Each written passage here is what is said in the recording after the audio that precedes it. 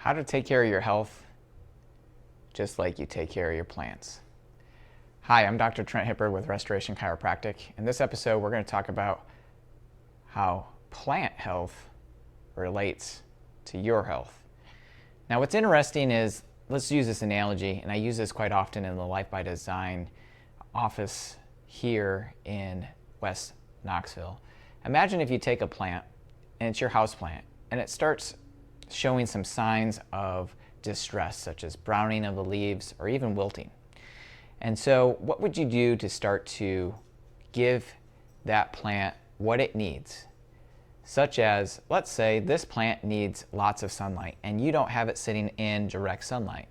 Well, perfect. You move it into sunlight and guess what? It's still wilting or the leaves are still browning. So what's the next step?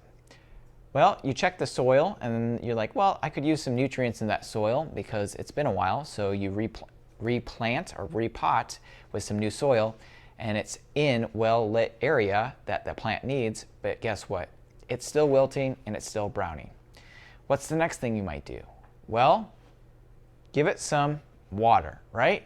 Because it's pretty dry, and plants, they are designed, they do need water.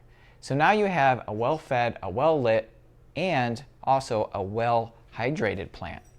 But guess what? It's still browning or wilting. So let me ask you, all those things that you've done for this plant, which are all by design, and this plant needs those things, sunlight, water, and nutrients. Have you done any of that in vain? Absolutely not, because that's by design, that's what it needs. But the other factor is, you didn't know there was a coworker, let's say this is at your office, and they were putting some type of toxin or oil into the plant or the root system. And that's the other part of this analogy, is creating purity and sufficiency through your lifestyle choices, but also removing or limiting the toxicity that you're being exposed to.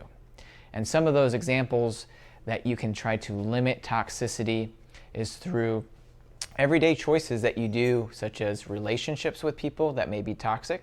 I know that's kind of a unique and different strategy, but that's very important because the mental, emotional part of your brain and your mind really drives the physicality of your body. And we'll talk about that in another episode.